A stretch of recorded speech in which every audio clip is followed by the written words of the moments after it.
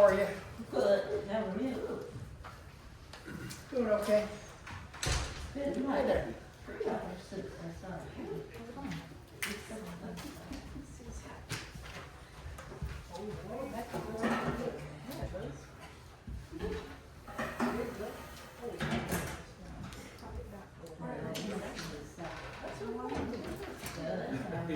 Yes, she got it for sale. I seen it, so I was like, yeah, she gotta get that. Just got back.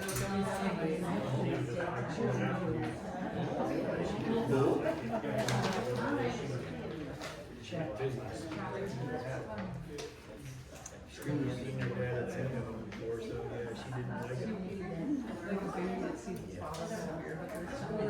She blowed up. Yeah, she blowed up. Like, staggered her steps, like, you ain't coming in. I have something to say. Whatever your Halloween costume Yeah, I is, have start a earning from a week Mr. before. Yeah, there you go. Yeah. I tried to put in for vacation for Halloween and they did not. Yeah, it's something that we're a member of. We're trying. We got the big boss. Something that The big boss are gonna take orders because they're not letting any of us use vacation. So in your mailbox in City Hall, there will be On the books. They're not letting me.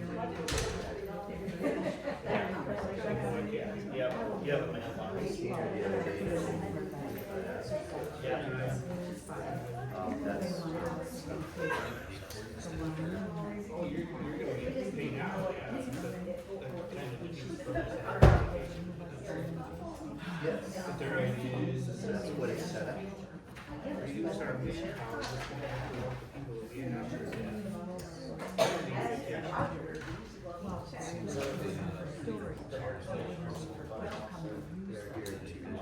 This is exactly what it is. This is part of the commission. So does it take proposal records or anything? Yes, they have. So we have one figure that we're looking for, hey, To raise. to raise. Okay. In my direction.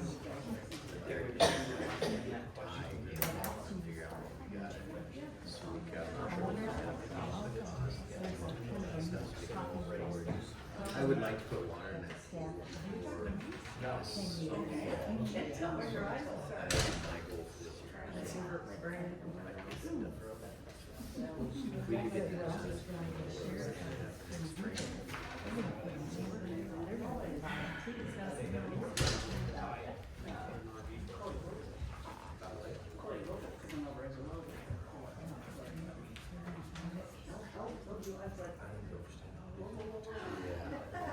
So I thought he was supposed to be here yesterday, he wasn't, and then I had a visit with,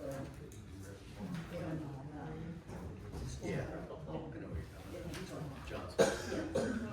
when Patty was back in, and I said, okay. Yeah. It's just what Tyler was talking about.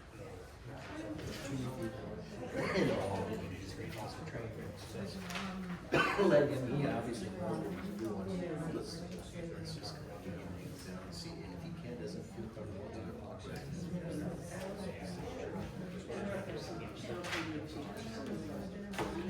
Yes, if he needs help.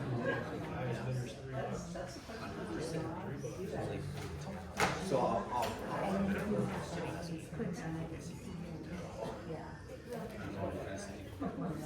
I've been kind of busy. Carrie wanted to go out and yesterday, so we did the food show today. Food, I'm telling you what, nothing like it. We brought us in like a bunch of sardines, and I mean, it was full of convention center. It was packed. We could have been water. It was just fine. It was run till 4 o'clock, but I was very good. I'm people now. Yeah. I love you. I do support you. I got it together. So we come home. Michigan, that was huge. I learned stuff that I didn't know. It was really interesting. There you go. We have more. But anyway, yeah, so I'll work on that. Yeah, that's what she did. But I'll work on it. There is. We had early in front of the dock, like.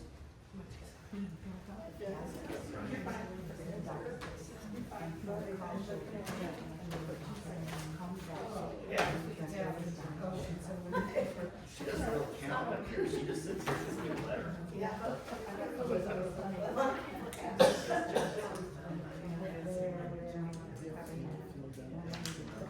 It's all right.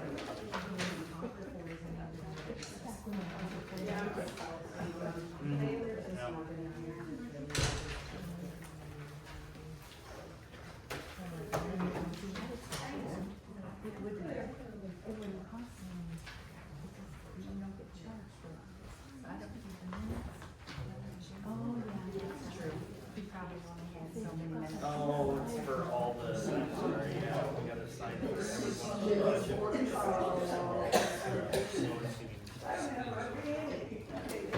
Anytime we get they don't have one day over. Yeah. What?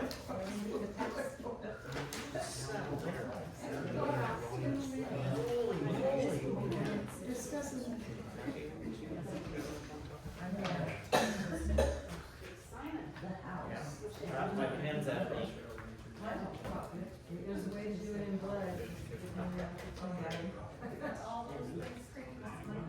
Oh my God. What do you only do?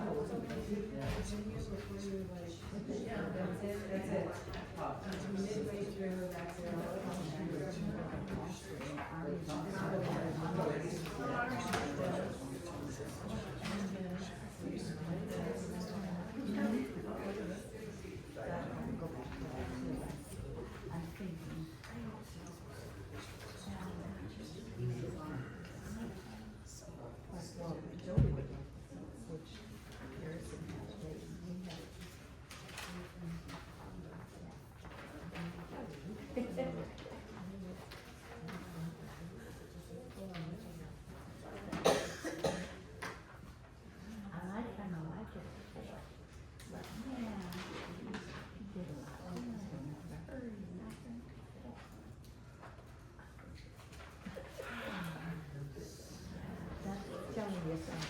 Early enough to get this money at a time.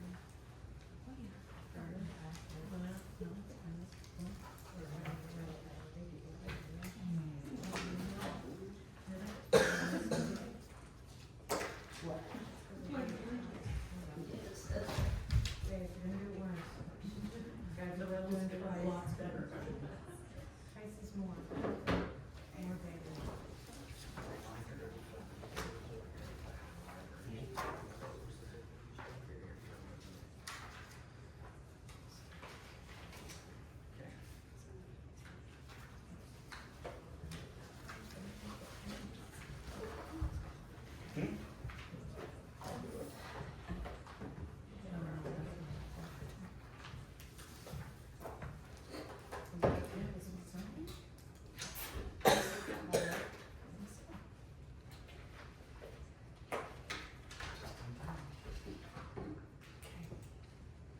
It's 6 p.m., so we'll go ahead and call the meeting to order.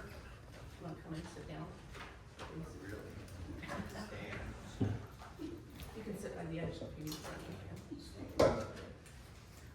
Call the meeting to order, and roll call, please. Grant, Yes. Gaston, Dean, Here. Deb, Edmonds, Yep. Hayes. Okay, we'll go ahead and observe our moment of silence, please.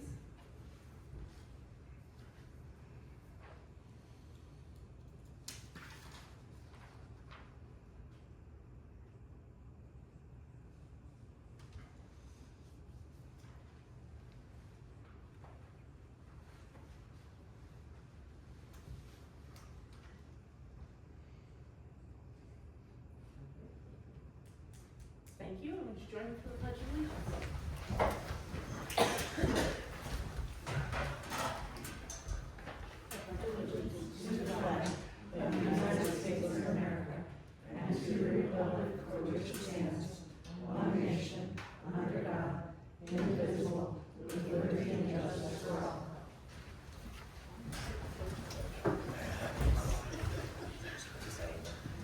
Copy of the Open Meetings Act is posted on the wall in the Crawford library over here. It's also available in pamphlet form, available at the link provided in the agenda.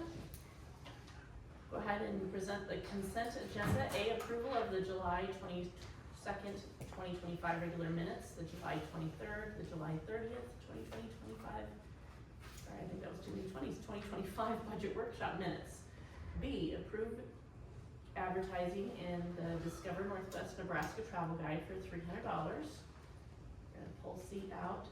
D, approve planning commission approved building permits for the following: Clarice Hines at 228 Ash Street, replace existing carport, and Joe Vogel at 115 Elm Street, remove existing front porch and replace. E, approve passage and adoption of resolution, that one we need to pull out too.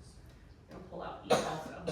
F, approve SDL license at the old Napa building at 135 Main Street for the tailgate bar and grill for Horn Allen Wedding from 2 p.m. on September 6th, 2025 to 1 a.m. on September 7th, 2025. G, approve the park board recommendation for new park board member Jay Probbins. H, approve the plumber permit application from Jubilant Plumbing. Do I have a motion for the consent agenda? Make a motion to approve. Okay, and a second? Hold on. Ooh. Everything's good to go, Paul, right? With the, planning commission stuff? They did indicate in our agenda that they were all prior approved. Yes. Correct? Okay, Okay, alright. thank you. Sure. I'll second. Second by Paige, thank you. Jean, Yes. Paige, yes, Gaston. Okay, we'll go ahead and hold C and E over to new business. Reports, parks. Cemetery.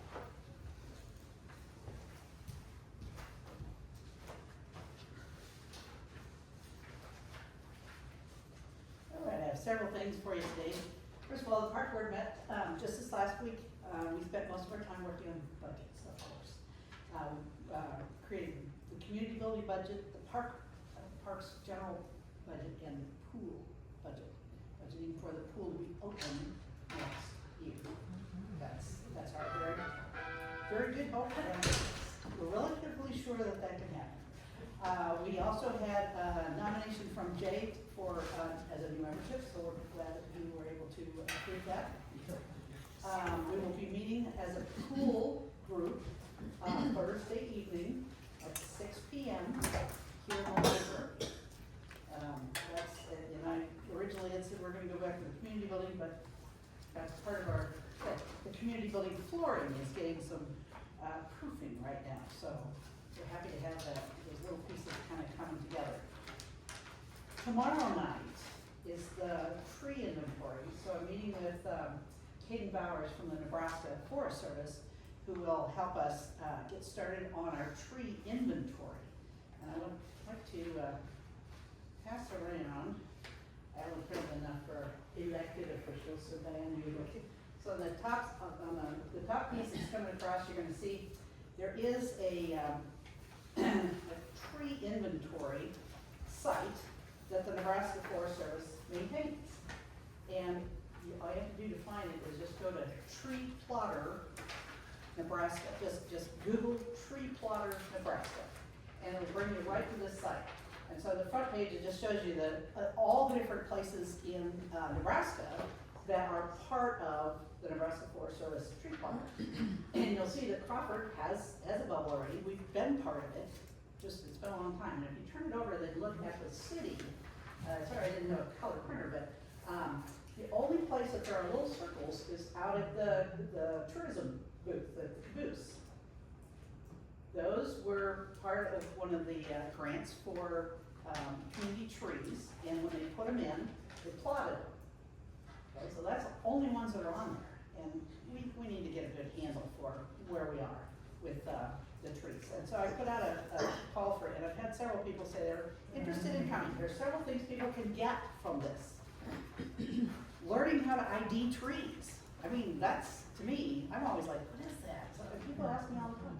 So we will increase our ability to ID trees from obviously professionals in the job, and then also the health and status of those trees. You know, are they brand new? Are they pruned badly? Are they gonna cause problems in the future? Are they gonna need trimming? Are they whatever? So we will be able to identify all of that kind of stuff and put it in the tree plotter. So that kind of gives us an ability to start quantifying our park resource. And then we can write grants, we can plant more trees, and we'll have a good idea of where to put them in, what varieties we need or don't need. Some of those things will come up with that. So if anybody wants to help, 5:30 tomorrow evening, City Park.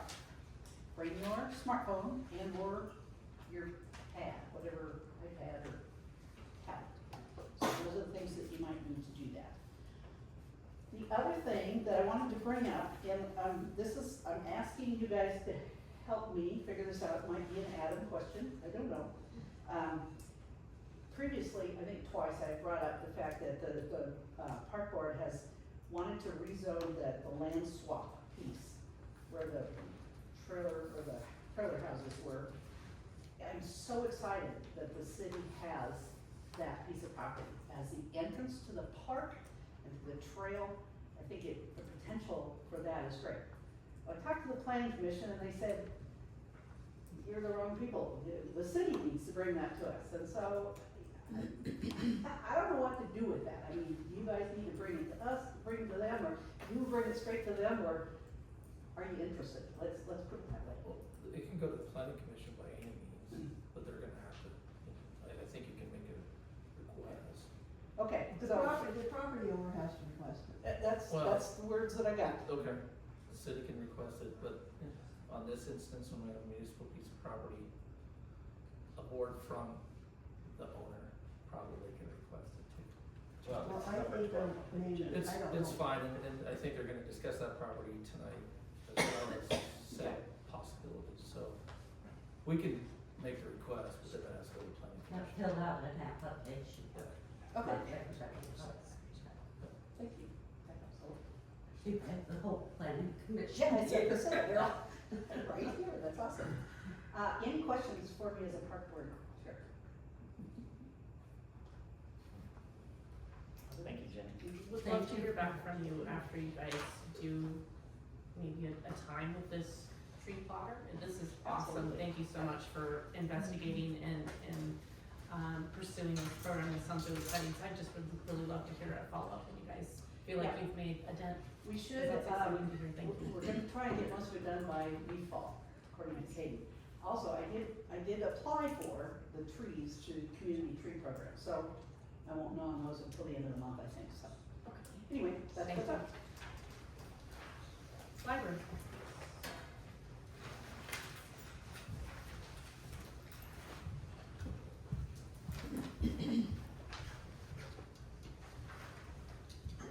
Good evening, everyone.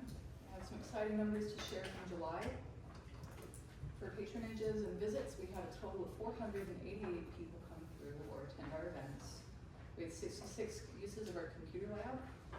We circulated 250 physical materials and 186 digital materials through our Libby app. And we only circulated 5 titles through Canopy, which is our streaming service, and if you have questions about that, I'd be happy to tell you. But I think we're due for another Canopy demo here at the library to promote and advertise just how fun and useful that resource is. Elsewhere, we added 13 new materials and we weeded 27. So our collection is gradually becoming more and more up to date and relevant and useful to our patrons and community. Regarding library events, since the last report was given, we've had 16 events with a total attendance, 167 people. And that included the remaining summer reading program parties, although the party itself happened Friday, August 1st, so those numbers will be reflected in next month's report. As far as upcoming events, it's an August of authors here at the Crawford Public Library. beginning tomorrow evening at 4:30.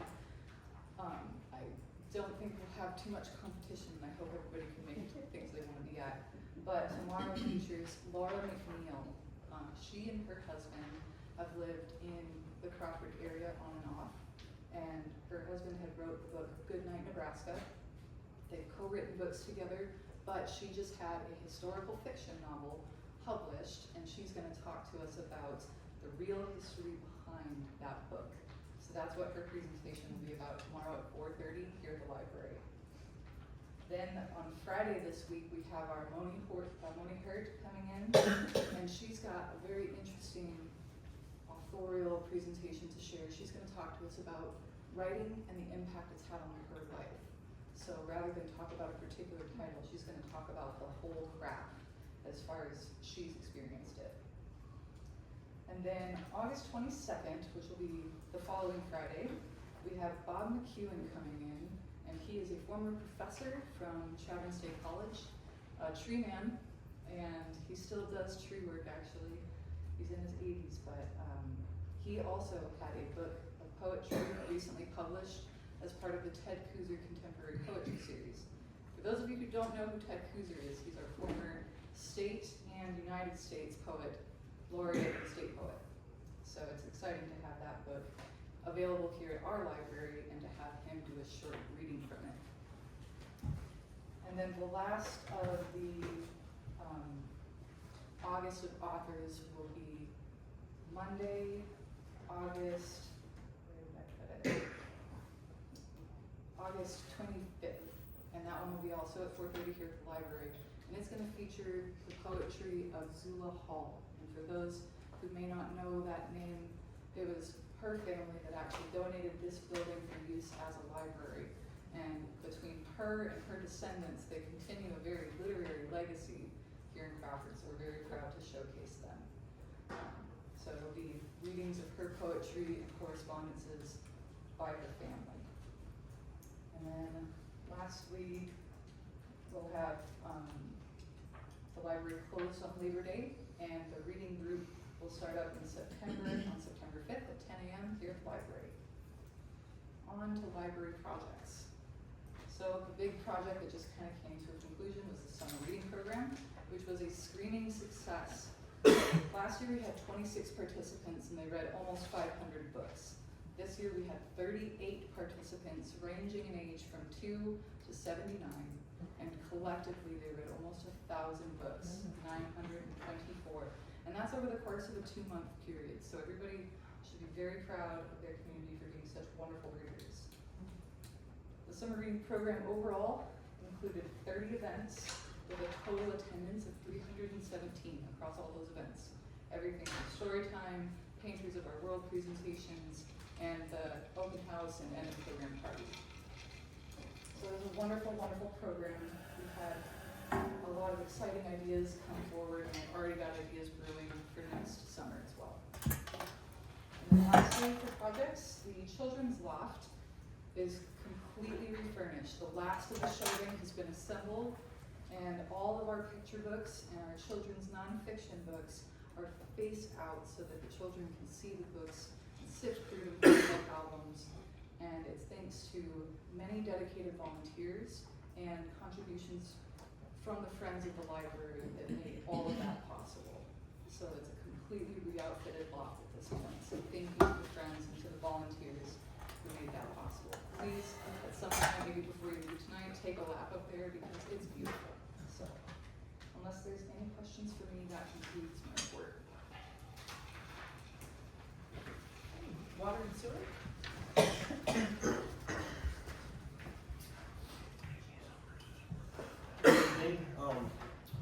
We had Atlas Automation come out and they troubleshooted our aerator and raw water tank level sensor processor. We feel that it was struck by lightning about 3 or 4 weeks ago, and so it was down and we had troubles monitoring the tank levels there. So they come out and troubleshooted the processor, and they were able to replace the processor. That's what they did, right? Replace it. He reloaded Reloaded the the software on it. software. The lightning strike grounded out a lot of different things. There were several strikes in the fields around it did take out, the water tank level sensor, and so we had to replace that as well. And then they were getting us, some new sensors, on order just to have, or to have stock, in stock, and he was getting us a sensor for the gallery as well. It went down, and so we've been having to run it in manual as opposed to auto, and it's cost a lot extra hours, like, go out and stuff, bombs and trying to turn off as well. And they are also working, or they also got us a quote to update our SCADA system. It's basically outdated and obsolete what we currently have. We replaced a broken shock valve on the transmission air relief, or on the transmission line that has the air release on it in different spots. We have a total of about 7 air relief valves there. And, this one looked like it had been frozen at one point. And we have multiple air relief valves on the line that I would say 4 out of 7 don't work, that we probably need to replace. So we're working on getting quotes on those. We're looking to upgrade them to a maintenance-free stainless steel type air relief valve, so they should last longer.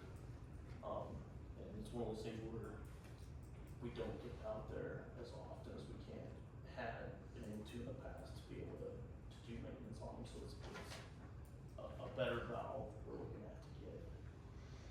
We met with the pool committee and gave them our input and knowledge that we had, as well as the contractor. When he stopped by to actually do the work, he was unsure as to how the gutter system actually worked, and so we were able to clarify that with him, and I think he got better results as to what they were looking to find there. We cleaned out multiple meter pits, replaced meters and the radio readers on them as well. Continuing to upgrade some of those meters and meter pits, as well as make sure that what we have in the ground is what we need to be for our 11 copper street rate. We're hoping to achieve 100% radio read capacity, and it seems like we're probably about 95%. We just every month there's 1 or 2 that are down and we need to replace and get working. We updated the lead and copper report, and we're still awaiting some citizen surveys. So if you haven't done so or know someone that still needs to get it done, please spread the word. And if you need help or guidance, we're happy to assist. So go ahead and give us a holler, and we'll definitely help out with that. We also worked on multiple quotes for the budget preparation, to include the gallery pump number 2 overhaul, trunk line air relief valves, like I said, replacement for those. The SCADA upgrade for the gallery, it includes the gallery, the water plant, and south wells, and then also an additional VFD to be installed with the gallery, so that the secondary pump will be able to run remotely instead of manually as well. And we're also working on a little bit of grant paperwork that we gotta have submitted by the 1st of September that will, it's the security grant, yeah, that's what it is.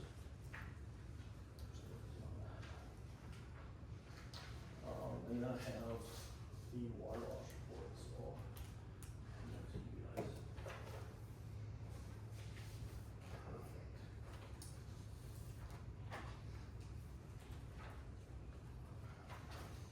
So this is the water loss report for July.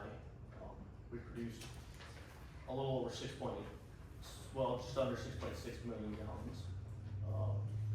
And we sold to residents 4.7 million gallons roughly. Commercial 1.1 million gallons. Government, which is basically city entities, almost 500,000 gallons, and then to churches 1.28 thousand gallons. So the difference between the two is almost 91,000 gallons, which accounts for 1% total water loss. And so if you go down towards the bottom, that's over a 33-day span from this month to the previous month. That's so gallons per day loss, which it comes out to about 2 gallons a minute. Which we do have a small leak on Main Street that we are aware of. We tried fixing 2 weeks ago. We thought we had it fixed. We did fix the leak, but there's a second one. And there's a second leak on the line, so we're gonna go back and get that fixed. but realistically, we're not looking at a large dollar amount of loss there. One thing I do wanna note though, is the government number of almost 500,000 gallons. A large amount of that is due to our green spaces, and that's something we may need to look into in the future to really see if we don't need to conserve water there a little better. Okay, thank you. I guess if there were any questions. No. There's any kind of questions. Thank you, Dan.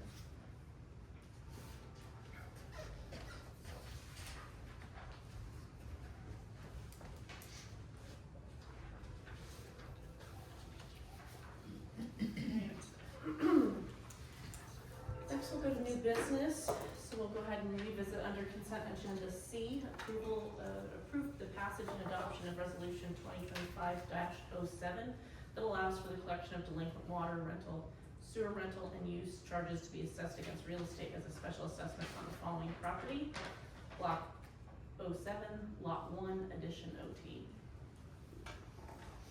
So we'll do that individually and then move on. So Motion to approve. Okay, is there a second? I'll second. Thank you, roll call. Dean, Yes. Page, yes. Custom, yes. Thank you.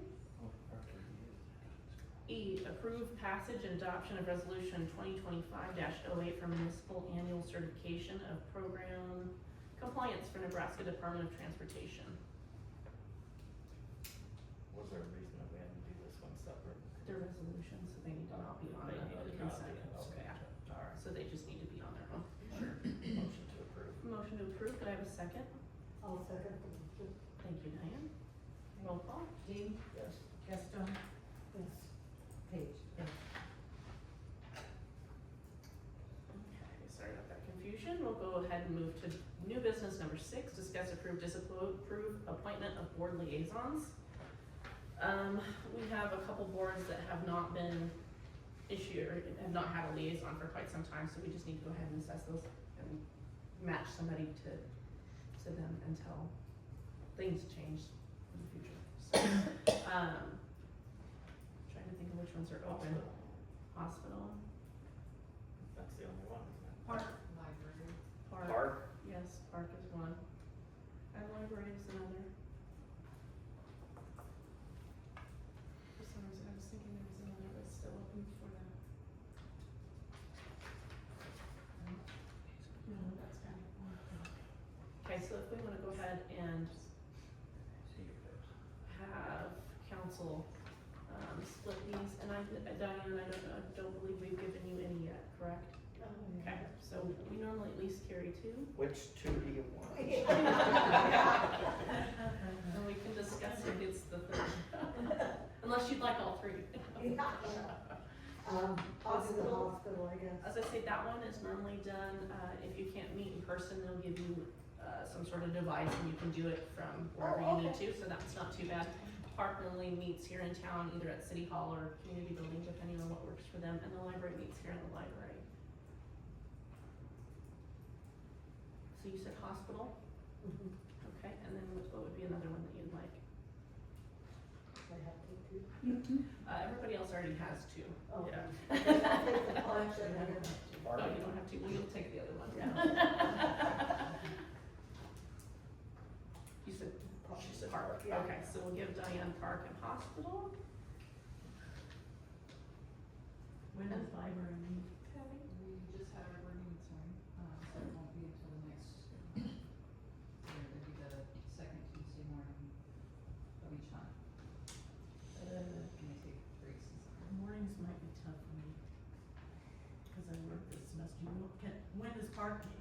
We meet at 4 o'clock on, first Wednesday of the month. Oh, that's worse. I'll take morning.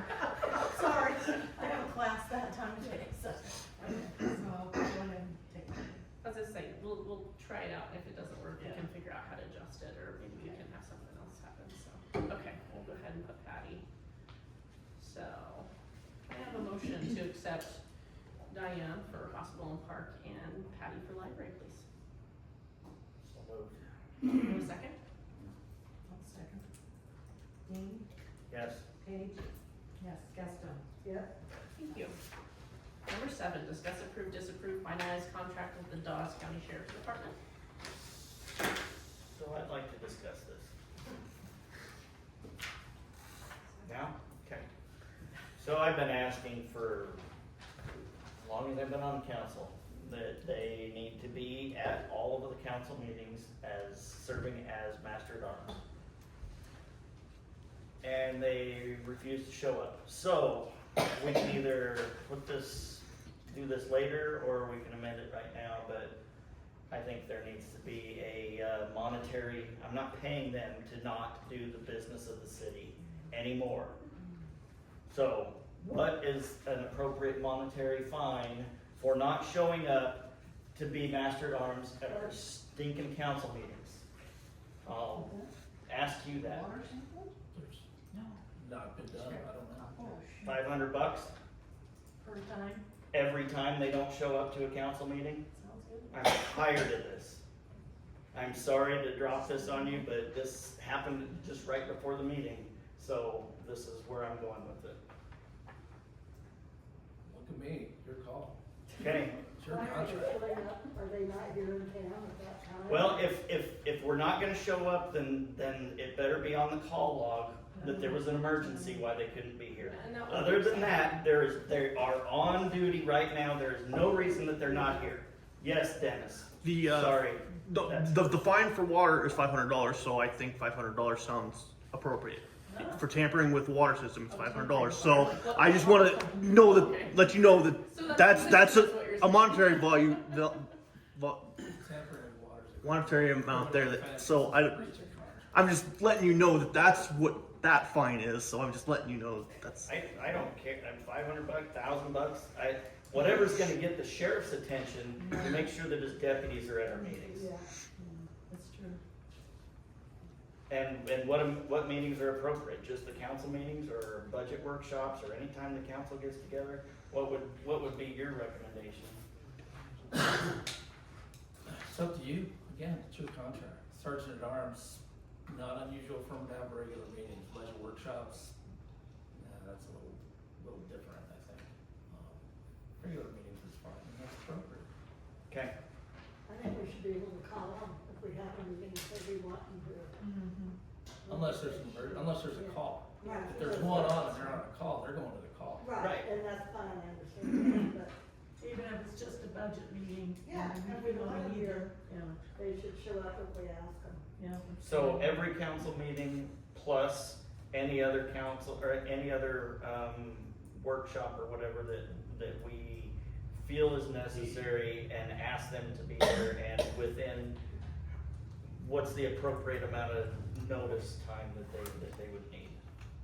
24 hours, I mean, cause we can do an emergency meeting within 24 hours, right? So that should be, If they don't have an emergency, what are they doing?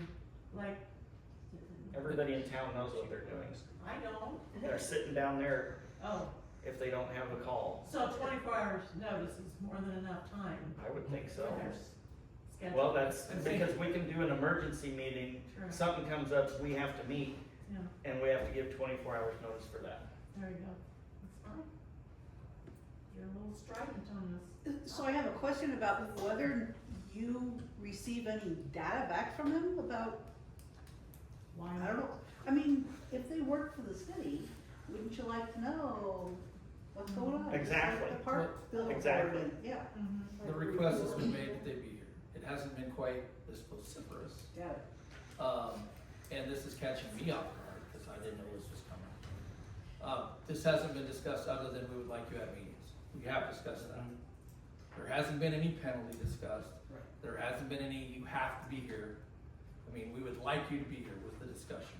And I would push it just that next level, that we need to know what's going on. I mean, you know, you're a service in the community. If you're gonna take $200-some-odd-thousand from the citizens of Crawford and, for law enforcement, then we expect you to be here when we need you here. That's my stance on it. And I'm tired of the excuses.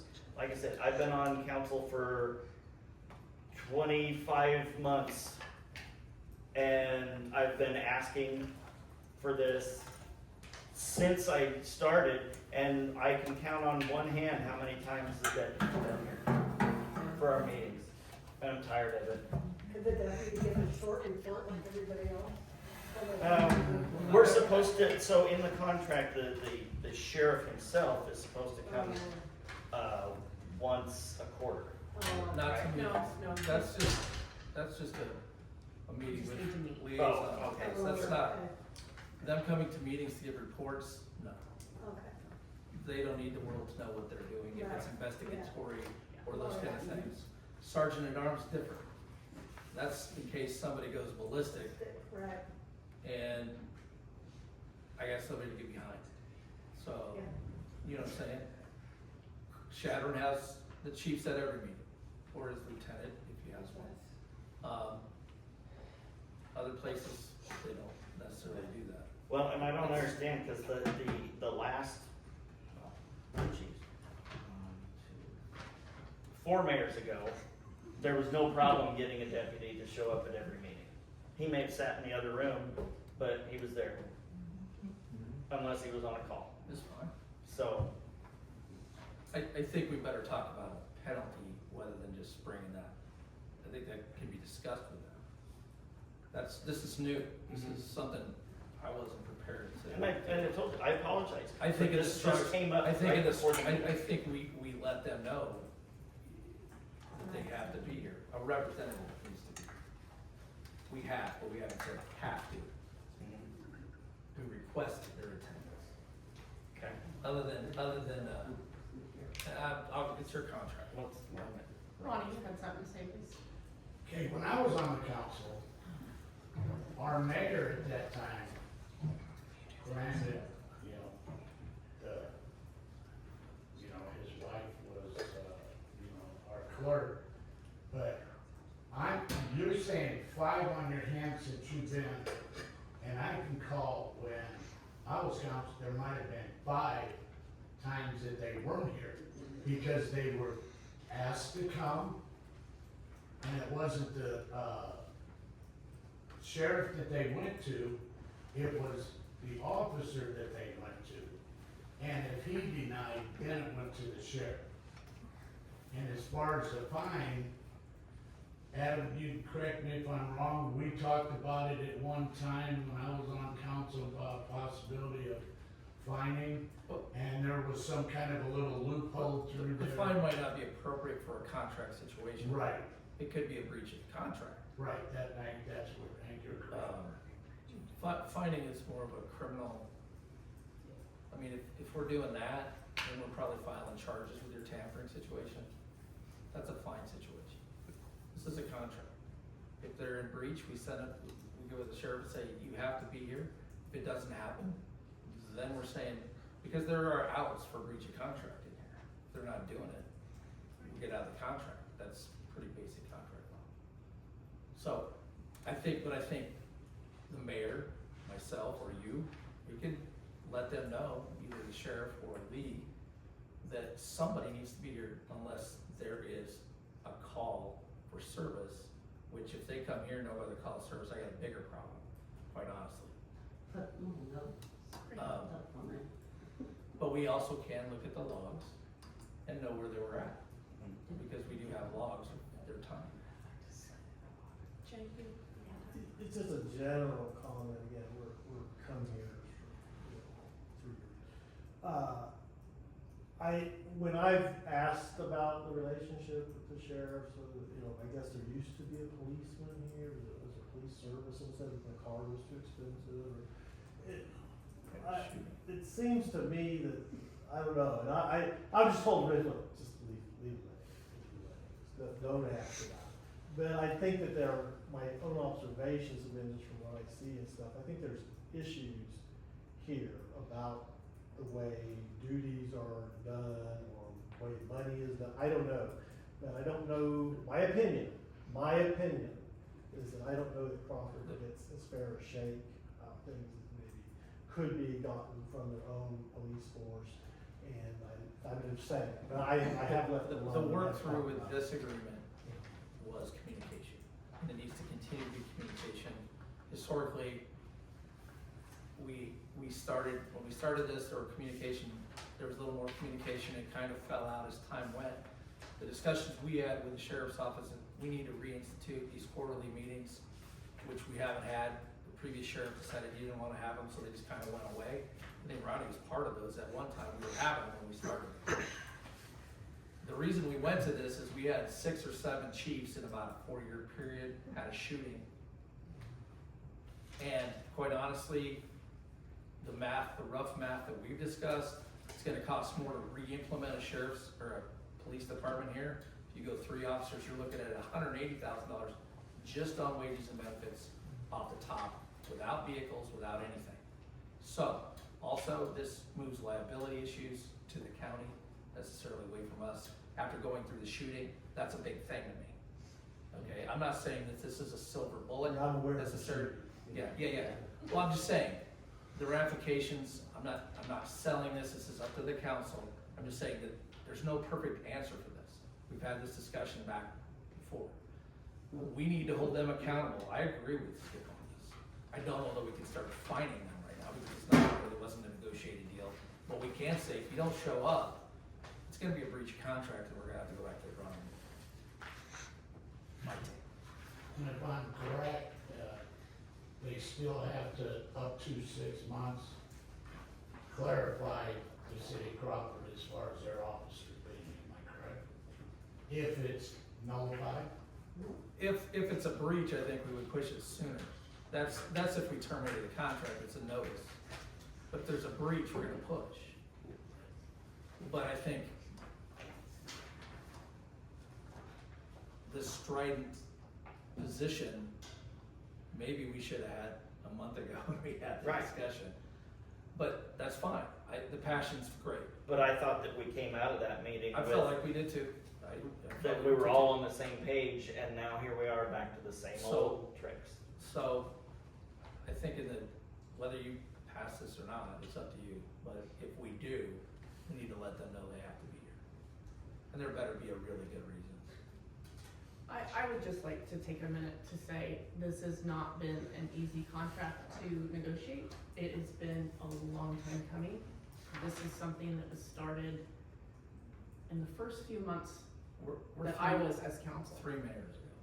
It's been a long time coming, and it took a lot to get here, to come to the position where we actually have something on paper that both parties agreed to.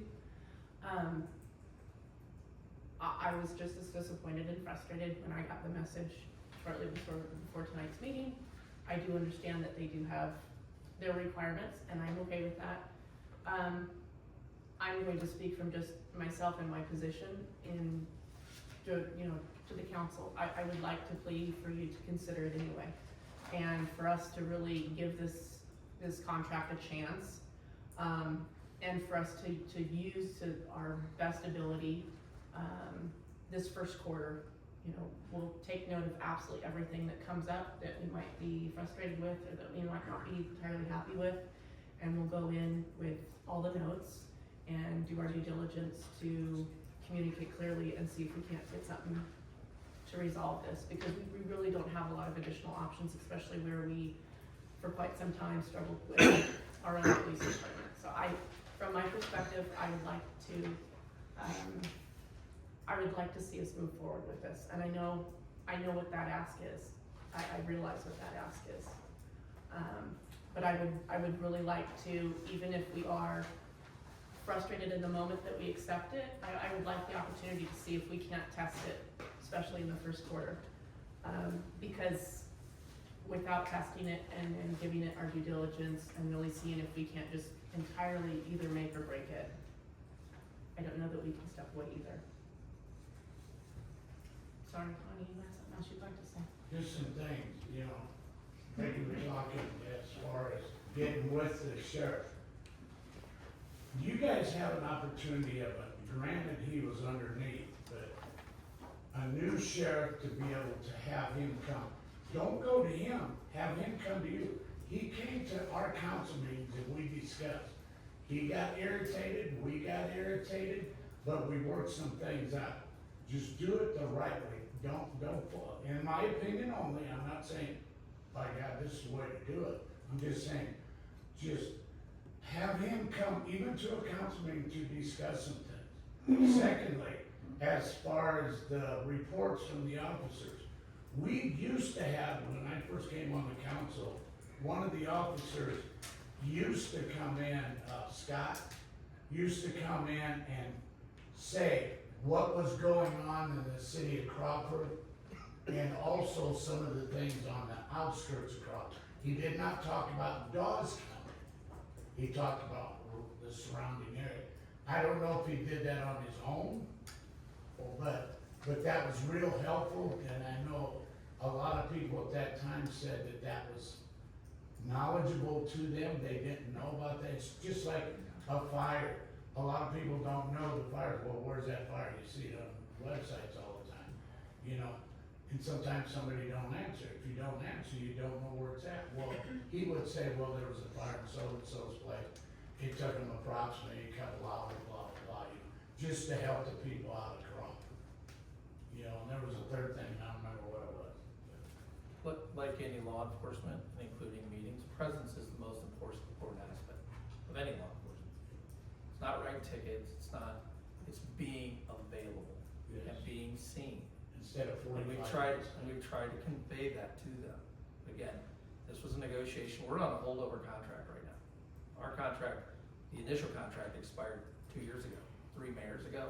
We've been trying to get to a point where we have something on paper. I thought when I was on council, we had it on there. We did, but it is expired, that contract Okay. expired. Correct. So they've held over under the terms.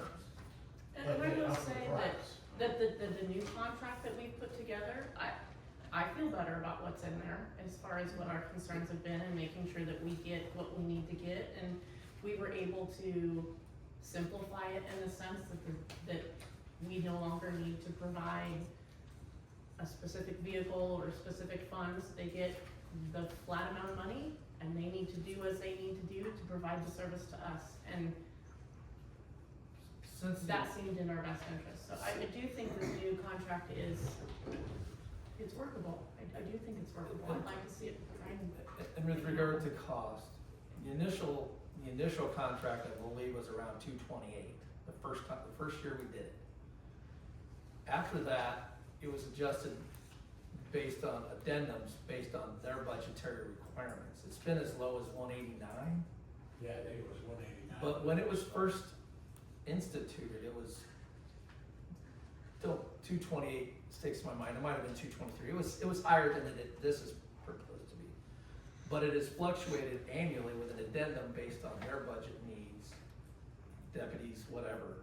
So this is the initial amount that he's built into the budget with the county, based on his requirements to satisfy the contract. I had a question. Can we actually get a list of what's in the contract so the public can actually know what the sheriff's department's supposed to be doing for our community? I mean, it's great that we're approving or disapproving a contract, but we haven't heard what's in it. I'd like to know what's in the It'll be a contract. public document. Once it's accepted. Paper? It'll be at City Hall, you can get a copy of it. It's not something we have to, it's not something we have to publish, it's available to all the public though. So you can get a copy of it if you so choose. If you so choose, sure.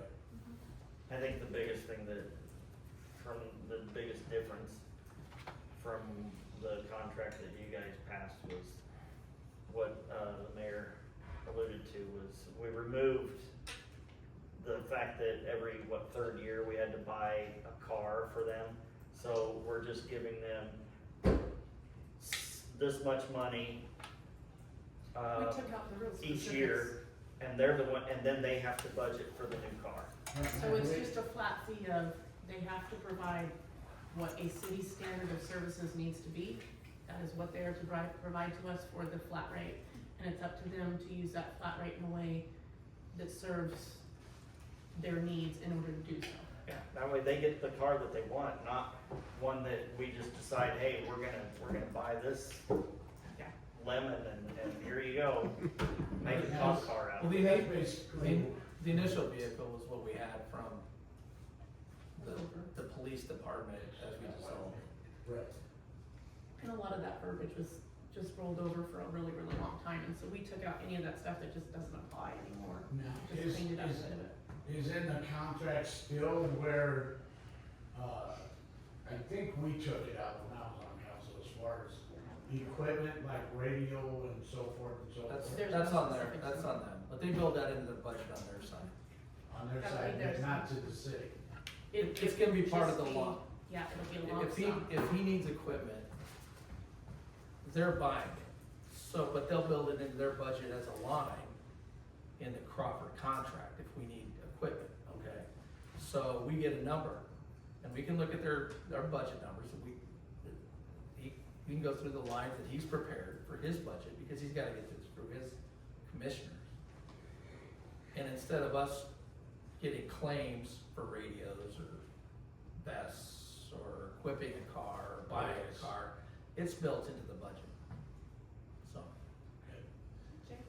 Yeah, I agree that that's, I guess what I'm seeing is that you were talking about the presence is one important. And the communication with the community and the satisfaction of the community that they feel safe, they feel heard, they feel investigated, they feel, I ain't feeling it, you know? And that's not to be critical, but I've had some different things, I like them personally, but there's been a lot of things falling through the cracks, and that's kind of what I'm here again, is there's,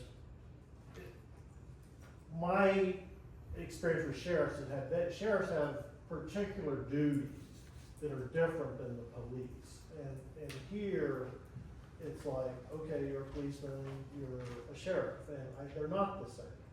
And You're correct in that, Yeah. but where we're hiring them as subcontract help is what it ends up being. So when they're here, they serve as what we need them to be as a local policeman. And so their job is different when they're serving Crawford than when they're on duty and serving the county.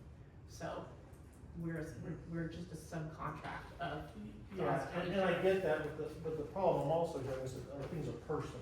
Sure, You know, if they were objective, they're like, okay, now you're a policeman, now you're a sheriff, now you're in your office in Crawford, now you're out in the car. It's the personal part of it just starts to get really gray, and this is just human nature, this is not necessarily scope on anyone else. I'm just expressing my opinion as a citizen, et cetera, that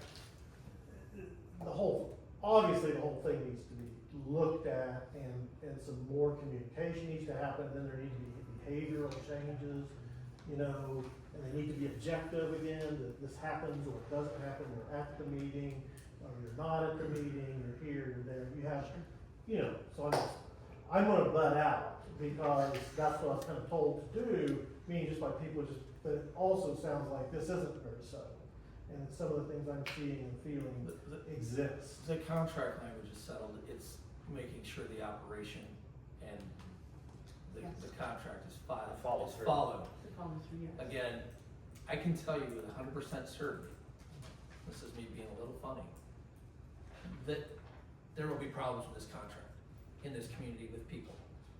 It wouldn't matter if it was the sheriff's office or the PD. People are gonna be mad about how we're patrolled, how law enforcement handles their job. It's too much or not enough, or is it my cousin that got arrested or not? I can promise you with 100% certainty that people will be angry about that. Whether we ditch this, rebuild a PD, and there's many in this room that went through the PD years, and I can tell you that it wasn't fun.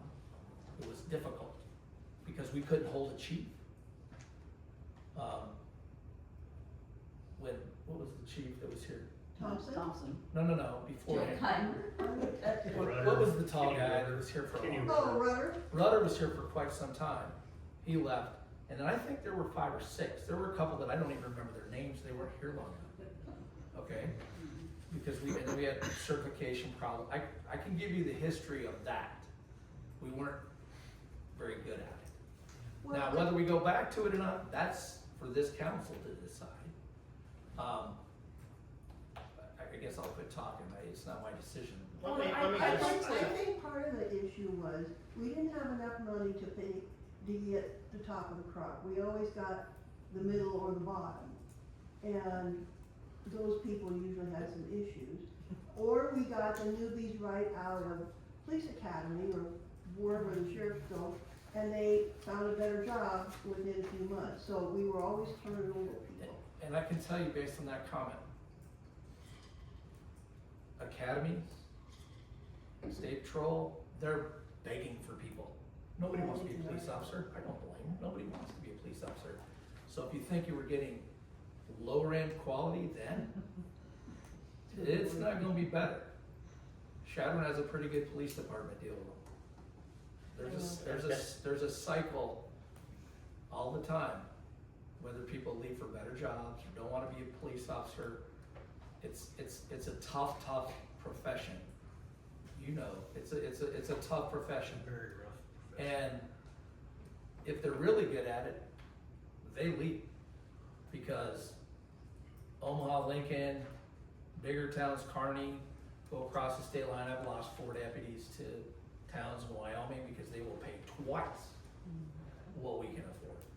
If they're any good, and if they're not any good, they never leave until something bad happens. And then, so I don't know what the perfect answer for this is. I think that we need to lean on them. And I don't know about the sheriff, but I have some confidence in his chief deputy that we can work with him. He was involved in the discussions about my leave. And that we can try to push this through. But the contract I think is fine. It's making sure that the terms of it are adhered to. Well, and I just wanna say that I'm not in favor of, and there might be people in this room that disagree with me, but I am not in favor of trying to go back to our own PD. I don't think that we're capable of handling it. The sheriff's department is the best way, and we need to make this work. However, no more excuses. We're either gonna get what we're paying for, or we will have to go someplace else. I agree. And I'll just build upon what I said earlier, and if that means, me reaching out to them more often and doing what I can to be the voice of Crawford stronger, then I will do my due diligence. And to that, I will say, if you do have stuff that's in the community that you do not feel is being taken care of, please come to City Hall, let us know. Send one of my clerks an email, do something to report it, because again, if we don't hear about it, I can't also be that voice to talk to them about it too. They need to know. So if there's something that you see falling through the cracks, please follow up with us, so that way, we can come into that first quarter meeting and say, this is specifically what we see right away that we need to take care of and smooth over and work on. And I guess again, I'll just state it again, I'd like to at least give it a try, and at least see if we can't get through that, and see if we can't get a pretty hefty first meeting out of the way and better progress in the second quarter. Yeah, Because ultimately, we'll have to see if we have to try and see if it works. I don't wanna hear, well, why do we have to do that? Yeah, Because it's part of the job. agreed. I don't wanna hear why, let's just do it. Like, I can tell you firsthand, when my wife worked at City Hall, deputy came in every day, wasn't asked to be there, came in every day just to check in, hey, is there anything that needs done? Lee So- was one. Huh? Lee was one, he was. Right. a lot, yeah. And Lee was involved in these discussions. Right. So, okay, that's all I got. Sure. So it all sounds good, you know what I'm saying, but it does sound as if the sheriffs do need to really interact with the town. And coming to these meetings, granted, it's more, just something exploded, or you pull my gun, whatever. But being here present, seeing what's going on, getting to know the people is also part of their job, so communication can be better, it becomes more understanding, more connection, and that's what's absent. And that doesn't seem like a difficult, it's not a high behavioral barrier to insist that these minimal kind of things happen. And he also has to remember you're all his electors if he wants to run again. Right. You're all his electors if he decides to run again. Well, there you go. I just have a question,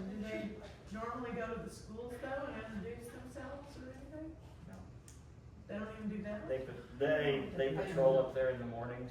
I believe in the past they have served as their, resource officer, because Scott was up there several times There's no more, as that. there's no resource officers anyway. Yeah, but that was. That's been eliminated in Chadron too. There've been issues with that. Well, it just seems to me that they should be more out in the community, period. Like, the kids should know there's a sheriff here, you know, that they can talk to, or if they've got problems at home or whatever, you know? Go ahead. No, sorry, I am an out of town, I'm not afraid to admit it, but once we moved here, it's been our town. But anyway, where we used to live, we used to have, yes, a police force. And where my cousins live today, yes, they have a police force, but they're in eastern Nebraska. But them officers would go to them football games. Yeah. Not as an officer being badass, but going and watching and cheering. They used to park like even across the street over here. And the kids used to come over and they used to give them badges and get, you know, and get to know the kids. Even the high school kids sat down and talked to the kids. And I'm not putting them down, but the officers we've had, even since I was council, I've never seen one of them even talk to kids except for Scott. Scott was really good. Without going into why you don't have officers living here, No. you just, Scott lived here, he was part of your community. I know. I'm just gonna leave it at that, Yeah. okay? The other thing I can tell you, as a county attorney, for everybody that says they should be there, there's 5 people over here that say, I don't want police officers anywhere near my kids in my school. Yeah. Like I said, 100% certainty that they're not gonna do what everybody thinks they should do. Promise, I would take that to the end of my days. There's no way to satisfy everybody on police and law enforcement. But, again, I'll stop talking, I talk too much. Well, and I'll say, I kind of agree, disagree with you. I understand that, people, everyone has different viewpoints, everybody wants something different. I think all I'm saying, and I'm also hearing other people saying, is the concern for communication. That there should be more available, just having a more cordial, personal relationship. There's also been, I don't know, I'm not keeping track of it, but what would you say, a common observation is that they're in the office, it's closed, you know, you might find them not. Like I said, to me, that's being seen, being present. And it's not a contractual thing, I'm just saying I'm that not- maybe that needs to be part of the discussion. Well, I think These it's, are absolutely, expectations. you know, I'm not a police officer, but I do tell my county, as the county attorney, I tell my sheriff's office, don't care how many tickets you write, really don't care. But people need to see you, they will slow you down, it will slow traffic down, it will make people think about doing dumb things. That's where I come from on this, okay? So, I think you're right. Communication, as these discussions took place, communication was huge. There needs to be better communication.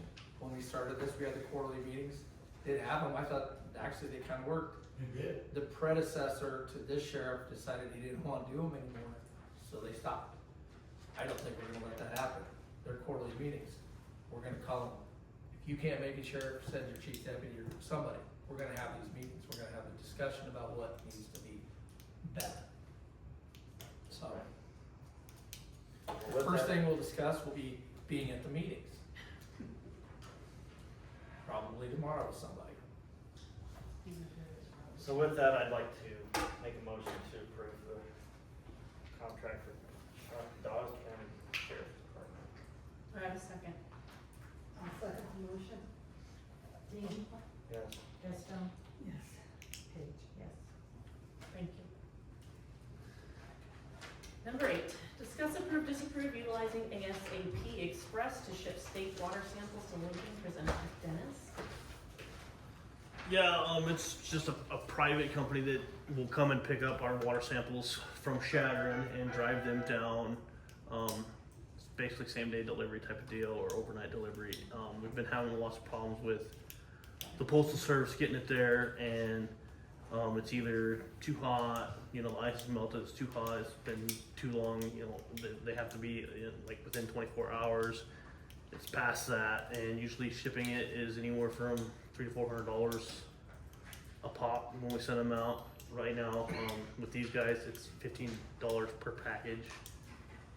So it's gonna save us a lot of money. It's just a way better way to go in the long run.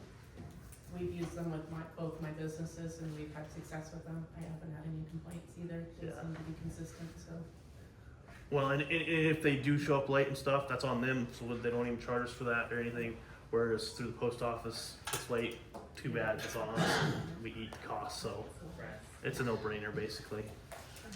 Do you have any questions? They also bill us and some charges. Do you have a motion for approval? I'll make a motion to approve ASAP Express. Second, please. Second. Page? Yes. Dean? Yes. Gestron? Yes.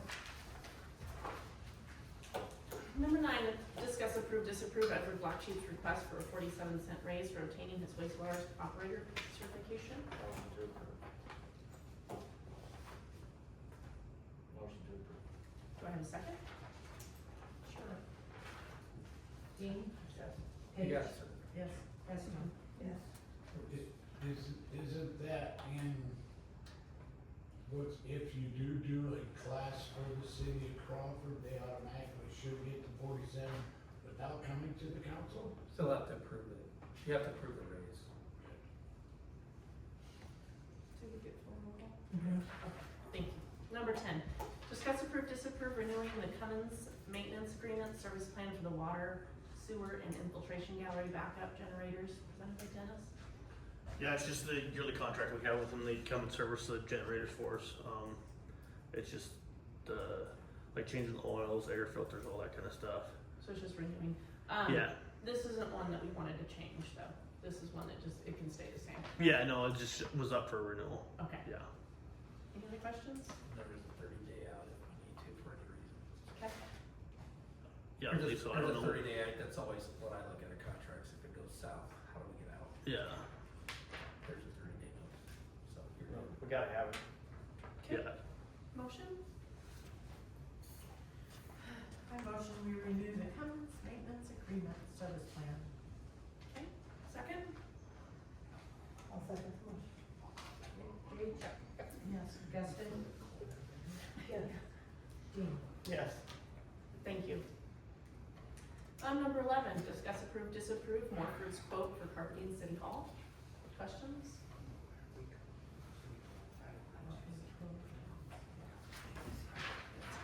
There it is.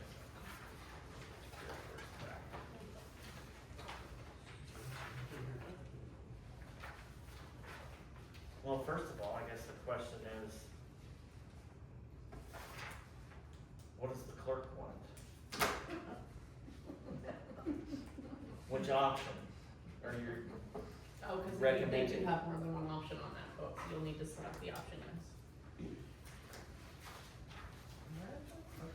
So when we asked him to do this, we asked for a full quote with options for carpet in all 3 offices upstairs, through the main lobby, through the front desk, back to the chambers, and then I also wanted the stairs done, because the long shag carpet on the stairs is nothing but a trip and hazard, so it just needs to be removed and addressed. The basement doesn't need to be done, but the stairs need to be done. The majority of the carpet, or lack thereof, was ripped out 2 years ago, and it's just been without, and it does not represent us well. Agreed. So do you think carpet is the way to go instead of? The type of carpet that that they went ahead and showed the ladies that they like, it's very similar to this. It's gonna be the squares, so that if something happens, you just can replace a square and you don't have to replace all of it, so that's wonderful. It's kind of in the shades and hues of blues and grays, and it'll look nice. Why not purples and black, like the colors of the city? Cause that's Harrison's colors. Purple gold. Is that what you're looking for? Well, if they got a lot of blacks, we can do a lot of orange. There you go. It must have been fresh out of orange, but he did provide us a very nice sample, so. So we just need to select the option that we wanna move forward with, if we wanna move forward. And, Cost. Are we doing this after the first of the year, or doing this now? I like how it says carpet on the stairs excludes all the walls. right, cause right at this time, there's the carpet, the shag does go up the walls, and that doesn't need to be. That was If something you that wanna was keep done it, in the he'll save seventies and it for eighties you. a lot. Don't date yourself. Might let them- Sure. So, and I can read through the quotes here for you guys. We've got Morford's that they gave us an option one, which is new carpet tile through the main level, excludes office number 3. Office number 3 has some carpet that Tom had tested out that he brought back, so that doesn't necessarily need to be replaced. Tear out and prep as necessary. They need the remaining areas. Based on the allowance, price could change upon final material selection. Total for quote option number 1 is $5,250. That includes both the carpet itself and the labor to install. Option number 2, new carpet tile in office number 3 only. Total quote for option number 2 is $1,150, so that's not included in the other if we wanna just keep what's in there. Option number 3, new broad loom carpet on the stairs, excludes all the walls. Total quote for option number 3 is $1,000. Option number 4 is new wood base throughout and painted. Total quote for option number 4 is $1,050. Do we need new wood base? The wood base that we have right now, I think is healthy enough that I don't believe it needs to be replaced. I think we're okay with So that. really, we're It would be, whether we want to include the stairs or not. $7,250 for the 3 options that are. Well, we wouldn't necessarily need to do option number 2 unless Terry doesn't like what's in there now. Cause they can work around, yes, they can work around that. So you'll need to let us know if you're okay with what you have now and they wanna work around that. If they wanna work around that, then we just need the $5,250 and the $1,000 for the stairs. If she wants hers to be replaced and we want it all to be the same and matching, then that would be the additional, I guess we're looking at like 7.5 maybe. 7,250. I just need the 2 holes under the carpet to be patched, cause I roll into it and it hits the chip. Things might come Other than that, it's fine. 73. So I did ask Drew if he wanted to bid on this, and he said no, because he would probably end up doing the work anyway if we went through Morford, so I did try to keep it more local, Reach out, but, yeah. yeah. So, My Anyway. office is fine. your office is I just fine, need the 2 holes plugged. okay, Got some copy. Something. so option 1 and 3. Right? I would agree with that. Yeah, if I would agree with For a stairs total of project, $6,250. that would be what it is. So I'll make a motion to approve option number 1 and 3. Okay, do I have a second? I'll second the motion. Thank you, roll call. Jean, Yes. Gaston, Yes. Paige. Yes.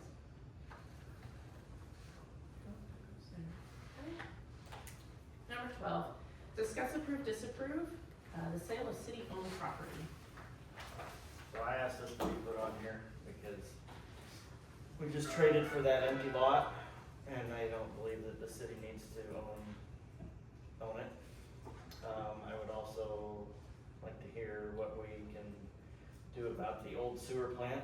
I do not believe that the city needs that, but I have heard that maybe there's some titling issues. I think it's okay. You think it's okay? What I guess I would suggest is you prioritize what you wanna look at, we do it systematically. If you wanna do the lot first, that's collective, and work through the properties, which have the cop shop, my right, who doesn't, and hit them. I'm sure everybody's heard that the intention is, the mayor and I have, gone over, the project, introduce and visit with all the individuals that would be involved, and that does take time. So we have gone through, and I've met with the sheriff's office, toured different options and what they think that would work for them. We do need to remove them out of the building that they're in right now, because that building is not in good shape for insurance reasons, for many reasons.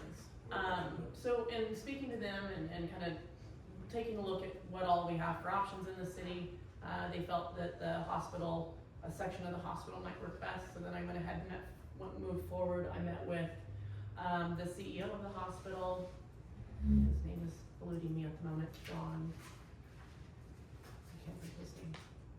He used to be football coach. Anyway, great guy, very nice. He thought that would be something that we would be able to make happen pretty easily. They were definitely open to it. Were you thinking of the food pantry area? Cause they serve a lot of people. They do have a large area. They serve a lot of We would need to move, I think, one small room away from them. That was something we certainly also have in mind. And that's a lot of what we have going on for the city, is it's a domino effect. If we move this, then it also affects 3 others or whatnot, so it's something to keep in mind. Now that we kind of have everybody on board for entertaining the idea, we're going through and trying to figure out what we need to consider for cost, what that runs, and what we can consider. So we're getting closer to that, but we're just not quite there yet. The sheriff's office felt they'd only really need the far west wing, most north room and adjacent room. So it would be almost part of the original OR. That, you talk about back there by the weight room? It would be the exercise room right now. Oh, That's the room that has all the exercise equipment in it. That would be the room. There's that room, Because that and there's other a room- small amount of, that like a other long room- closet of storage. Right, that other room right next to it is where the main storage for the food pantry is as far as. They do have storage there, yes. So Are you in talking about consideration, Esther does his physical therapy? That's what they do. No. No, no, they have physical therapy has their own. This is what is there for she's public talking use. about where they quit it. Yes, this is for public use. So this physical therapy isn't in that area. Physical therapy has their own area. And so because it's quite a shared area, we do need to consider setting up probably a joint agreement with the not with the pumpkin pantry, just with the food pantry. Sorry, I don't know where my. But the hospital takes care of all their stuff. They don't have a contract. Understandable, but it is in our building. And so we probably need to set up something so that we just have an agreement that they're safe, the cities has their secured, whatever, and that they can be safe where they're at. Anyway, in addition to that, there is a lot of storage in the basement of that hospital.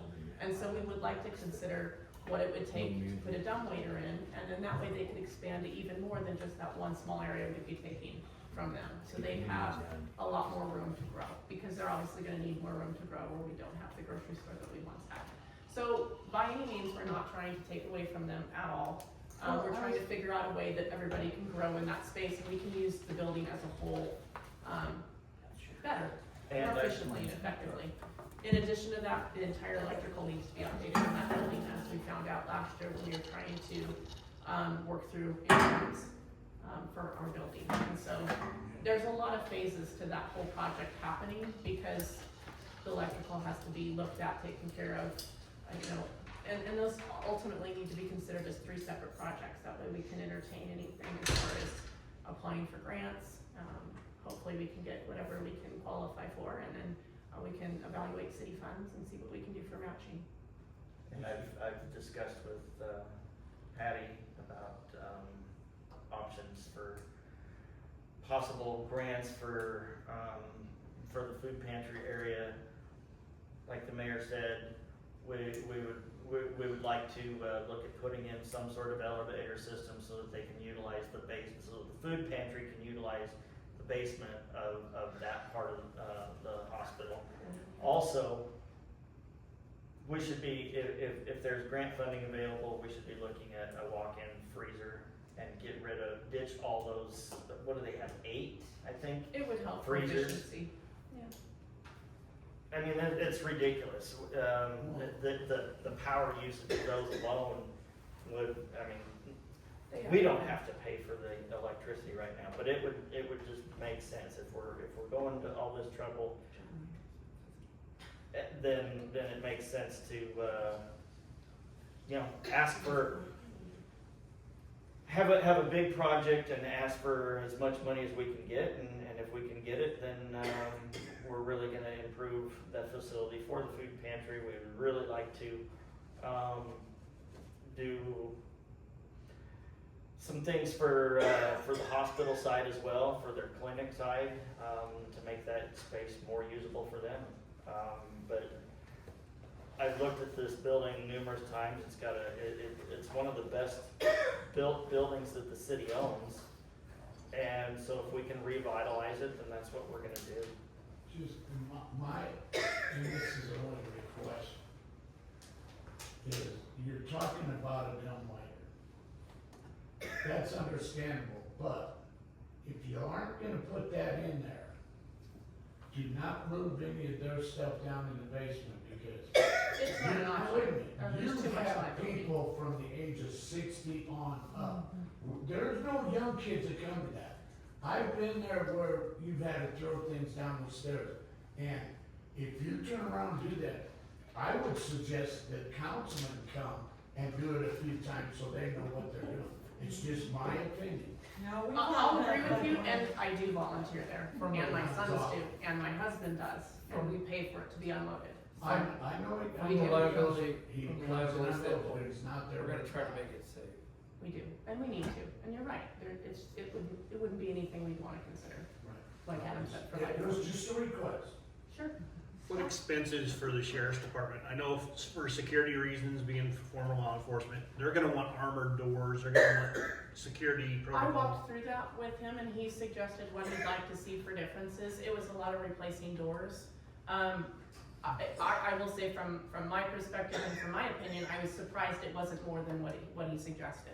So it was a lot more minimal than I thought it would need to be for the space that we're considering, and that's truly what makes it even more appealing, is if it works for them and somehow it works for us, it's a great building and the hospital's still okay with it, it sounds really promising. But unfortunately, we have so many crossovers and so many fingers in this area, it's gonna take a little bit to get everything sorted and executed, or at least get to the point where we can start approving things.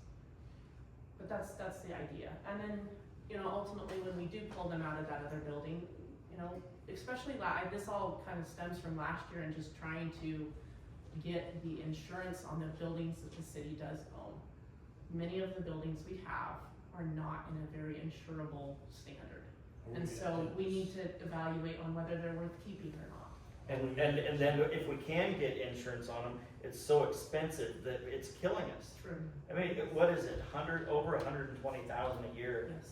Just for property insurance that the Are city we has to gonna pay. sell We can't afford to keep all We this got stuff that at the nursing anymore. home, ours is that price. Are we gonna sell these buildings, or are we just gonna do, and it's a question, or are we gonna do the fire hall thing, get them just like I said? The Or are we intention is gonna to tear start it down? selling these things. Okay. We've got to get rid of them. We do not need to own these things. What I would suggest that they prioritize, so we do it one at a time and get rid of buildings that we don't need. Cause we circled back on a building we sold, the last building we sold, all of a sudden thought we might need it, and it was already sold. Yeah, that part's out. So, Yeah. Scott? I guess my question's for Skip on this one. I know you said you wanted to get rid of that new empty lot that we just traded for. I just wanna hear your opinion on why do you think that's a great idea? I mean, I think that's the entrance of our park as a town. I think we could do a lot of things to make that look beautiful and add to our park. And I just wanna know, what would we gain by selling it? Well, if you ask the park employees, they don't need one more blade of grass that they have to mow. I can tell you that right now. And that's not the one that I want to put up for sale right now anyway, because the trail has asked me to delay this so that they can try to get funding lined up so that they can purchase it. So right now, what I would like to do tonight is figure out what we're gonna do with the old sewer plant. We do not need to own that. That I agree. There is no reason. Most people don't even know where it is, but it's got three-phase power to it, but we do not need to own it. And I know at one time we had a landowner out there that was adjacent to it who wanted to purchase that so he could put horses Anything on. we decide to sell will be resolution in a bid process. We do have the ability to set floors on property. The question about that property is, are the boundaries defined, or do we gotta get it surveyed? Those are just, I'm just thinking Whatever. out loud on that. Right. So, what I want is a systematic way for properties, because you have quite a few little chunks. We found that out when we were working on other things that aren't probably worth anything. There's little corners here and there. That property, I think we'd have the title company look at that. We'll have to see what the boundaries are. We can start working on it. That's fine, just direction. Sure. It's not gonna be a fire sale of all the properties, we're working one at a time. Do you know how So, and big then- it is? I don't know, I don't know. It's either 4 or 8 acres. I can't remember which. It's 3 or 4 acres. But it's So- got the underground system in it, it's got the building in it, it's got pipes in it and so forth. So and to expand, to answer your question more, Scott, it's not a secret. Everybody around here says our taxes are too high because we're, 52% government owned in this county, and it affects the money that the school gets. We're the only county in the state that is affected by that, and our school doesn't get the money. We send it to WNCC, but our local high school doesn't get it. So every acre that we put back, every lot that we put back on the tax rolls is gonna help lower that. And that's what I'm in favor of. I don't think the city needs to acquire one more grain of sand. I really don't. How about the Ellis Peabody Hill Park and the settlement? I tried, It's nothing but work. I tried to get the settlement to make us an offer on it. Cause they told me that back in the day that it should be in the minutes somewhere that triangle was theirs. If they wanted it, the city would sell it, needed to sell it to them for $1. They don't want it. But I think we should sell that too. That triangle does us no good. It's just more work for our guys to mow. One of the biggest properties we got in the city of Crawford Exactly. is sitting next to the fire hall. Why aren't we talking about that instead of these little That ones? was on my That's list. what's gonna bring money back to the city. Then you go to the little ones. That was on my list of things to talk about tonight. I would like Let's to, go after that. I would like to, encourage, my fellow council people to, make a list of requirements that they think that we need to have before we put that property up for sale. I don't wanna just sell it for whatever. I want, this thing is going, if we sell that 8 acres out there, it is going to generate tax dollars for the city, or I'm not selling it. Plain and simple. Exactly. But I think you can.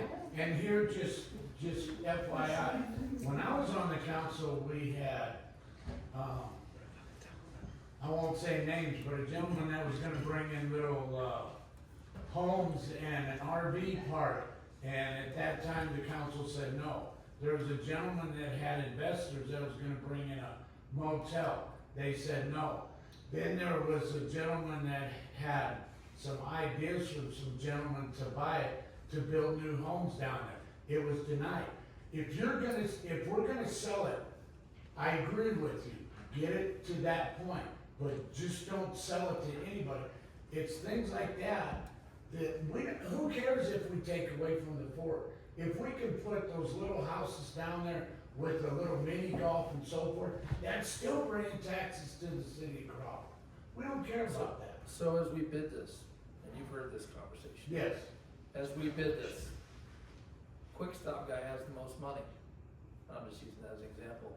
Yeah. We bid it, Dollar General for a second location. or Dollar Value decides they wanna be across the street from Dollar General. Yes. They're the most money, it's a bid process, how you gonna stop that? You aren't. Well, they've already ran our grocery store out of town, so if they wanna compete against each other, I'm all for it. It I'm increase just, the tax I'm just dollars. using that as an example. I can come up with more onerous examples of what people with money are gonna come in and say, that's a great piece. I'm not saying, we've always talked about that piece of property. It's a really good piece of property. When we talked about the gentleman you were referring to, we talked about a lease with him, so we didn't have to go through the bid process.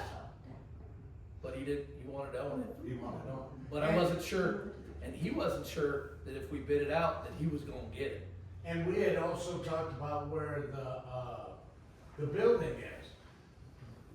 What was it, like 1.35 acres over from it up to the highway to have that as far as a street shop, and then build a little more building up front for the sheriff's department, the transportation and so on. And it was a 1-3 vote, no, we don't wanna spend that money. But we had the money to do it. That's the best piece We of had property the in the city. investments. It's the best piece of property in the city owns. Yeah, And we could even split it up. yeah, exactly. Scott brought, an idea to me that he thought that, we should have try to get a hotel in here, like what, Actually, a real hotel. right, an actual chain hotel. But you know what, a 50-room hotel, you know how many acres that means? 2. So that still leaves 6, so we could even talk about splitting this thing up into, What about the wall parking? The what parking? Parking for the wall? You sell that? Oh. We're SOL. Well, Yeah. I don't think it's, I don't think it's, I don't think it's immediate on that. It's not overnight. You guys haven't been to a meeting lately. I don't think that that's immediate. Parking. I think, to me, they need to prioritize. That one they need to go slow and carefully with, because it is the best piece of property they have. Well, we zoned it planned unit development, which means it was designed for like townhouses or some type of apartments along the trail, for example. And then some other housing, but part of it is you have to put it in your infrastructure. Water, sewer, streets, and all the Correct. utilities. You need one developer to be buying Yeah, it. it needs to be a big time development. And we need to make sure it's not in the floodplain. It's, the floodplain's on the other side of the track. Yeah, that's fine. I got a map. That's just my brain working. That, well, good, we own a lot of dirt too, we can sell and fill dirt. So are there any other buildings that you have on your brains that you wanna get rid of? Well, you know, as we get the sheriff moved into their new facility sometime over the next year, I'm hoping, that, then that building will go up for sale. The old fire hall, we've just kind of talked, I made nothing planning, a but. nice run of trying to get a grant so that we could get that all taken care of and get it taken down and get something else rebuilt or get it sold. And that was when all of the initial grant cuttings happened. And so we got 3 days of thinking we had it in and had a chance, and then we got a call right away on that following Monday that it was taken away. It does look like those types of grants are resurfacing again. So I do think that's a good interest for the city to look at, is to be a good example to help take care of some of the buildings that are downtown that are just not salvageable anymore. Right. And unfortunately, a lot of them are getting close to that. Right. And I think that's another sign that we definitely understood from the insurance agent last year, that some of these are just that high of insurance because of the type of building that they are and that they are such a huge liability. And it's just something that we're gonna have to figure out how to take care of. And we also have to realize, you know, and it's just me speaking, we have a gentleman here that's bought, I don't know how many buildings in Crawford and is doing things in those buildings that, you know, if it wasn't for like that, they wouldn't be on the tax basis again. So, kudos. Well, for me too, it just brings up, and I have never ever brought this up with, but like again, the town here really is a vision of what it is and where to go, and then all these kind of things start to fall into place as people can discuss their ideas and set priorities and stuff like that. I had no idea the town owned that much property. And when you look here, I think all of us are aware of this, some of these have wonderful views, or like that, they're out of the floodplain, or, you know, there's particular things, they're up on a hill, it's got, you know, all of these things, and there needs to be kind of like a 20-25 year plan, in my opinion, how to increase the population of Crawford to something, because at 800 people, it's not really a sustainable economy. So you need to say, well, what is, in 20 years, what is our ideal population? 2,500, 3,500, you know, how do we get that? How do we invite businesses? How do we invite professionals? You get a few things in place, which that's why I'm such a big advocate of the pool. I was just talking to some people today, that was saying with us, when we moved here, one of the first things we saw was kids walking to the pool laughing. You see life. They said the same thing, it's like, yes, the pool. So there needs to be that sense of things are happening here, there's life. I want to move my family here because there's a grocery store. You know, so some of these basic infrastructure things need to be invited in or plans. And then people start saying, yeah, I want to move here. Tonight, Crawford's a great town, we all know that.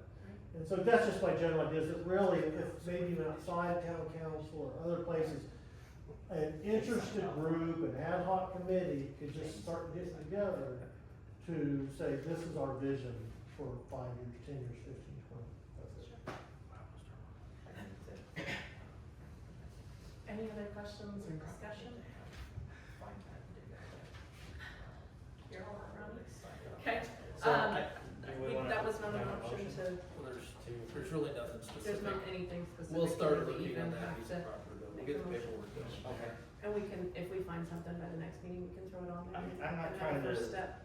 you know, overstep here, but to me, that's a no-brainer. That piece of property does us no good. That should be the first one we try to get rid of. The old sewer plant, yes. And DEQ, Jane told me that they did sign off on it, so it's clear. Is the museum still on that list? That's just a building that has, it becomes expensive on our insurance, and where RSD has moved out of the north side of that building, we need to evaluate what we need to do with that building. And so it's not necessarily for sale, no. I would love to sit down and speak with the museum to see what they would like to see with the building, what they would like to do with the building. I know I've heard that they wanna move into the other side.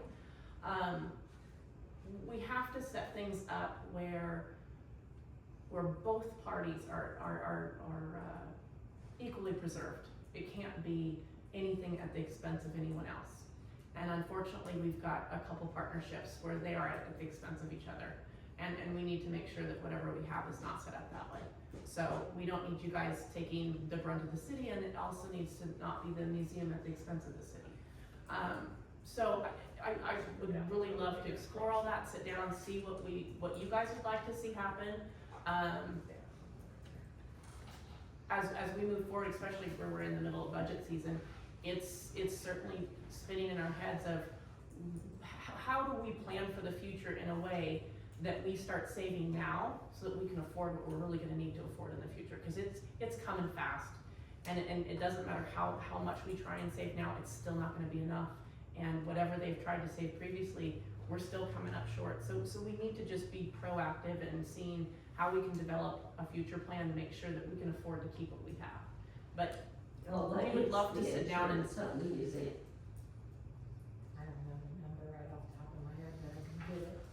We pay the liability insurance, we pay all the You utilities. probably pay more of a renter's insurance, independent of what the city pays for insurance for the building as a whole.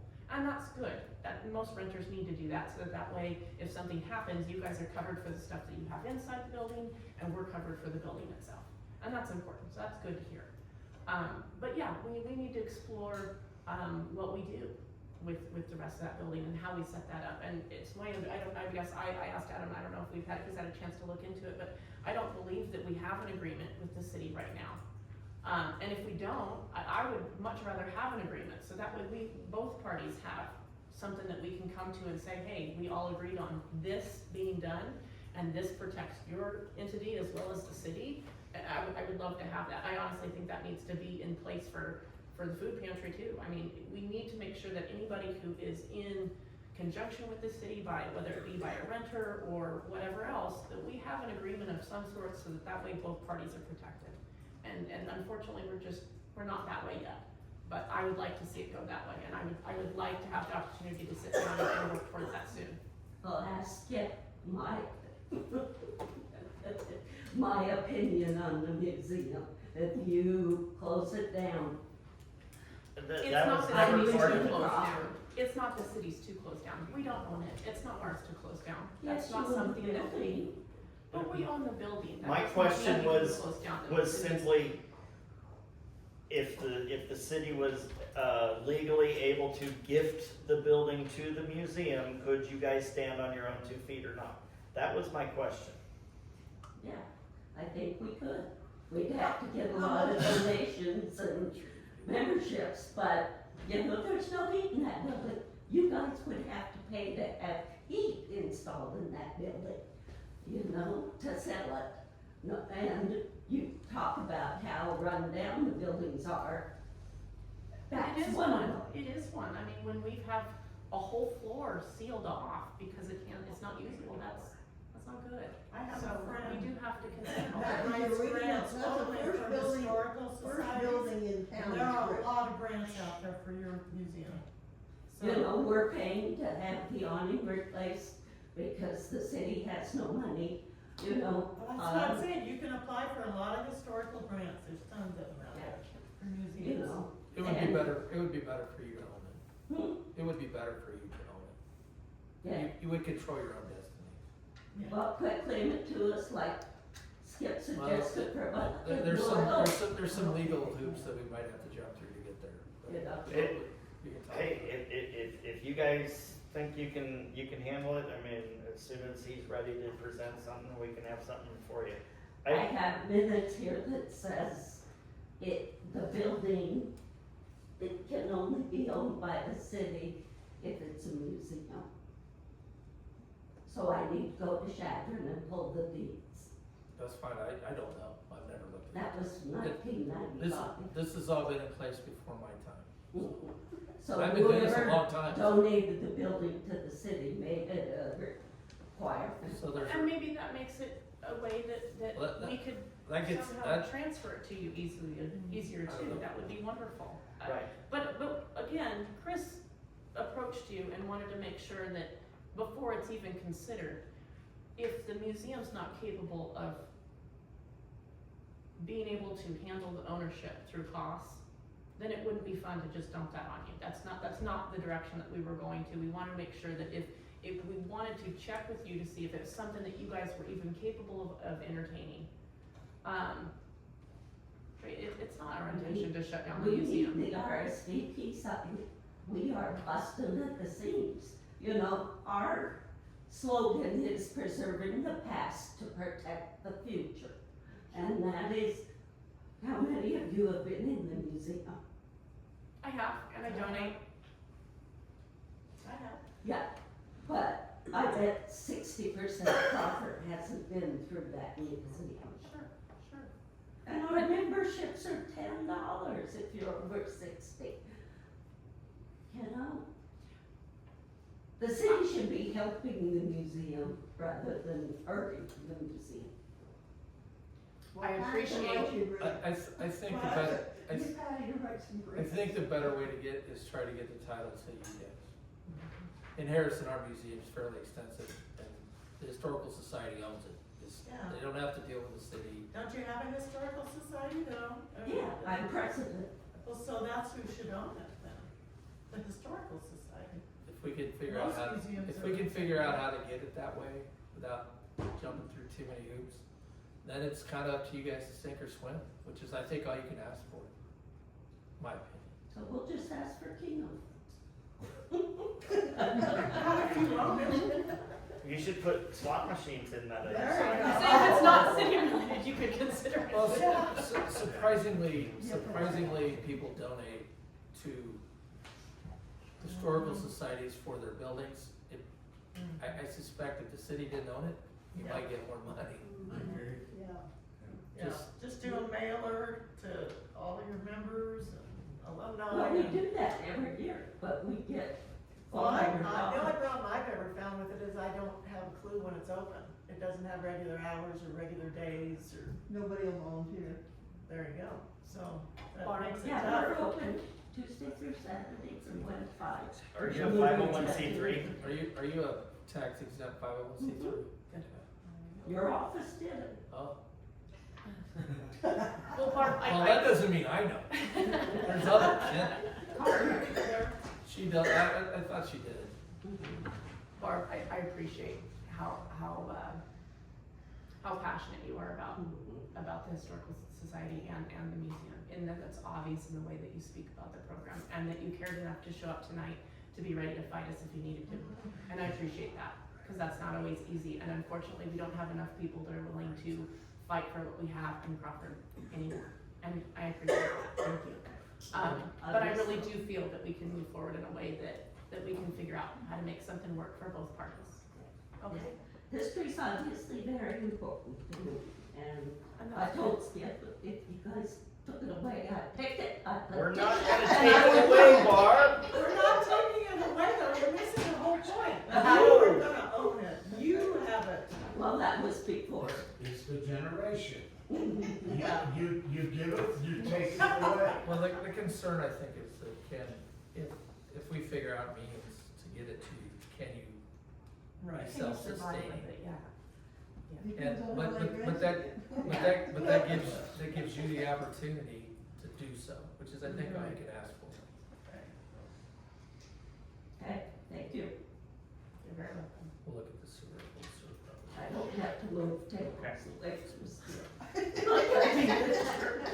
Okay.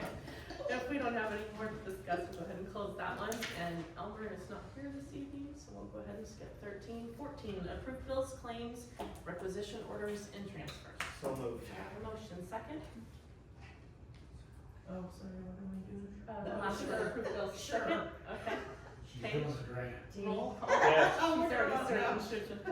Yes. Okay. Yes, sir. I move we adjourn. Adjourn. Okay. And for a second, thank you. Who did? Me, guess. I know I'm first. I'm over here. Yeah. Thank you. Yes. We have a few trees